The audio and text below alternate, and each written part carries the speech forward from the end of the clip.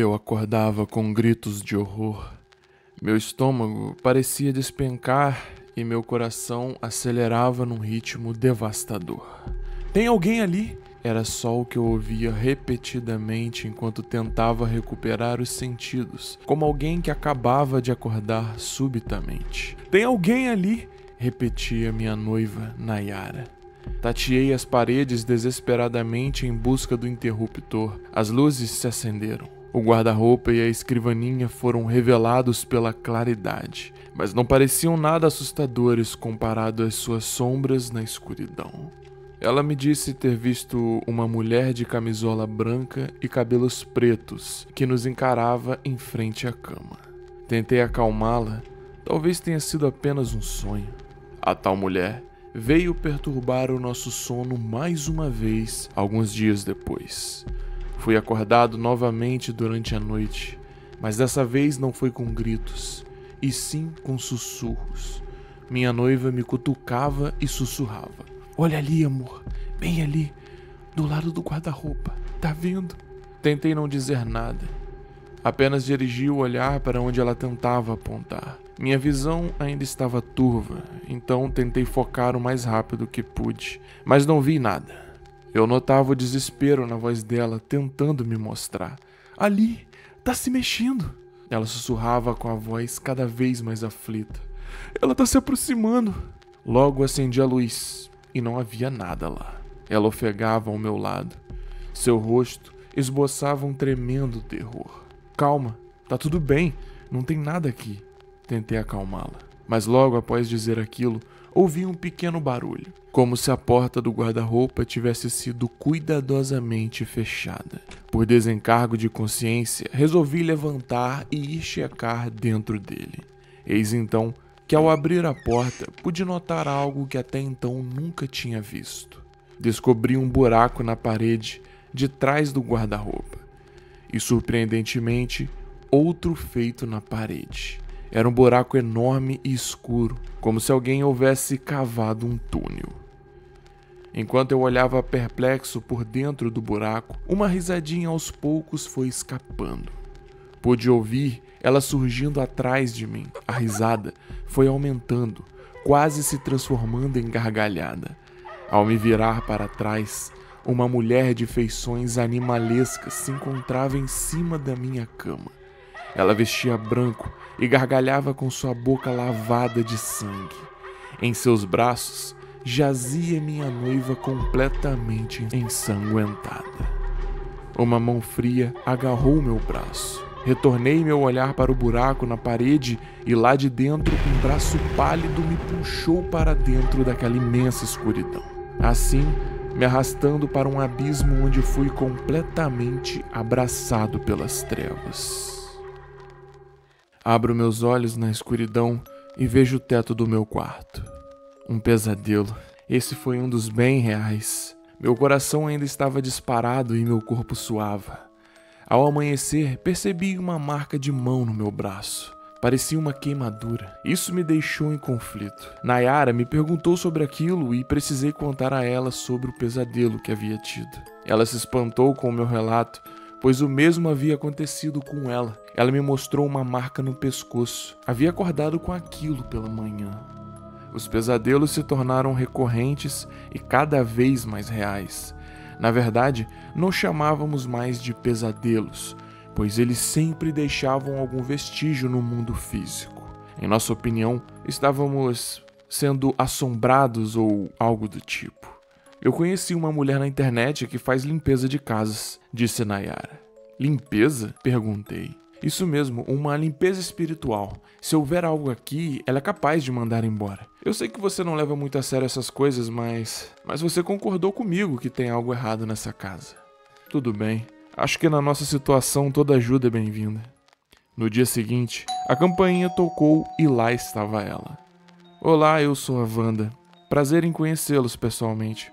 A mulher havia trazido um gato de pelos brancos em uma caixa. "Esse é o Leitinho. Desculpem não ter avisado, mas ele é um parceiro de extrema importância em meu trabalho. Gatos são muito sensitivos, sabe?" "Tudo bem, a gente adora gatos, pode entrar", disse Nayara. Wanda entrou e soltou o gato dentro da sala de estar. Deu uma breve olhada ao redor e constatou rapidamente: de fato, há vários obsessores aqui dentro. Vários? Dissemos com vozes sincronizadas. Sim, isso não é tão incomum quanto parece. O estranho é que ainda não consigo sentir o que está os atraindo para cá. Ela agachou e acariciou o gato. Leitinho, busque alguma coisa, meu querido. O gato saiu farejando a casa inteira, até entrar em nosso quarto. Ele começou a miar sem parar em frente ao guarda-roupa. Parece que ele sentiu alguma coisa vindo daí, disse Wanda. Estranho, eu sonhei com algo saindo de dentro do nosso guarda-roupa.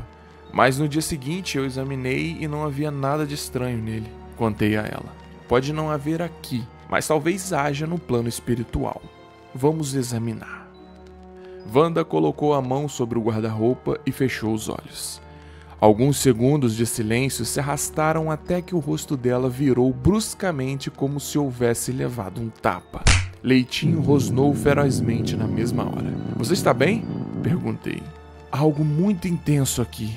Encontrei a presença de um bestial. O que são essas coisas que você diz ver aqui em casa? Obsessores são almas perdidas. Elas vagam presas aos seus vícios e obsessões de quando eram vivos. Esses seres perdem sua razão e humanidade aos poucos, e depois de muito tempo perdidos podem acabar se tornando bestiais. Seres com características animalescas, muito mais perigosos do que os obsessores comuns. Esse guarda-roupa está canalizando uma energia estranha, e eu suspeito que esteja atraindo a presença desses espíritos. Por acaso ele já estava aqui quando se mudaram?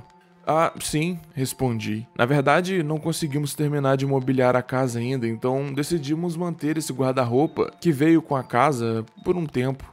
Entendo. Leitinho miava para o guarda-roupa. Wanda o abriu. O gato prosseguiu batendo uma de suas patas em uma gaveta, como se tentasse abri-la. Não tem nada aí dentro, além de algumas cuecas minhas, eu disse a ela. Wanda abriu mesmo assim, e após uma breve vasculhada, fez um movimento inesperado e encontrou algo inusitado. Havia um compartimento secreto naquela gaveta. O tampo onde minhas cuecas estavam escondia uma parte oca por baixo. Eu nunca havia percebido. Deste compartimento, ela retirou um livro surrado com o título O Habitante das Terras da Tempestade. No final das contas, havia mesmo algo aqui, disse ela. Ao segurar o livro, imediatamente seus olhos se reviraram. Ela parecia em transe e começou a dizer coisas em voz alta. Uma mulher vivia aqui. Estava obcecada por esse livro. Ela o guardava com sua vida. Por muito tempo não comeu, não dormiu, definhou. Sua mente se deteriorou. Eu posso ver antes disso. Muitos outros possuíram esse livro e todos eles enlouqueceram. Por um instante ela pareceu convulsionar e prosseguiu dizendo coisas sem sentido com a voz trêmula. Caminho na planície devastada, olhando para o céu tempestuoso, onde brilham estrelas negras e as nuvens têm cores. Eles estão esperando por nós. Ei, você tá bem? Perguntei, chacoalhando pelos braços até ela voltar-se. Queime isso imediatamente, disse ela com um horror notável em sua voz. Seus olhos estavam arregalados. Atendendo ao pedido da clarividente, fomos todos para o quintal e botamos fogo naquele livro estranho. Enquanto assistíamos ele queimar, tive uma estranha visão. Olhos amarelos me encaravam de dentro daquelas chamas. Achei que estivesse ficando louco, mas um vulto ergueu-se da fumaça e veio em minha direção. Muito rápido, me derrubando ao chão. Me senti sufocado, como se mãos em brasa apertassem minha traqueia. Tive um breve delírio. Vi sobre mim um enorme céu escuro que parecia ser feito de pedra, como uma caverna gigantesca. Uma planície sem fim se estendia com árvores mortas e terra seca. Eu caminhava sobre o terreno sombrio até que algo surgiu diante de mim. Um ser monstruoso vestindo uma túnica amarela. Possuía cabelos desgrenhados e tentáculos que pareciam sair de seus braços. Ele se aproximava de mim, quando de repente eu acordei em meu quintal novamente. Pude ouvir as vozes de Nayara e Wanda chamando por mim enquanto era lambido no rosto pelo gato. "O que houve?" perguntou minha noiva. "Não sei, eu tive uma estranha visão. Que bom que nos livramos daquela maldita coisa." Eu ainda penso sobre a visão que tive naquele dia. Me pergunto o que deveria haver naquele livro estranho e o que seria aquele lugar chamado Terra da Tempestade. E principalmente, o que era aquela criatura que se aproximou de mim. Algumas semanas se passaram e de fato os pesadelos foram embora. A casa parecia mais leve. Trocamos o nosso guarda-roupa e adotamos um gatinho preto chamado Sombra. Era o momento de esquecer aquilo tudo. No entanto, algo estranho aconteceu hoje. Uma caixa foi entregue em nossa casa pela manhã. O remetente é desconhecido. Dentro dela havia um livro chamado O Habitante das Terras da Tempestade. Não pude acreditar.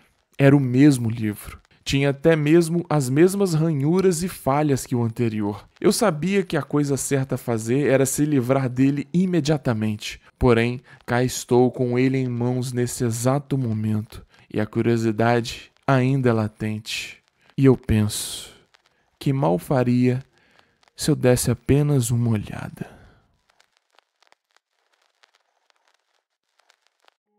E aí galera, gostaram do vídeo? Muito obrigado por terem assistido até aqui.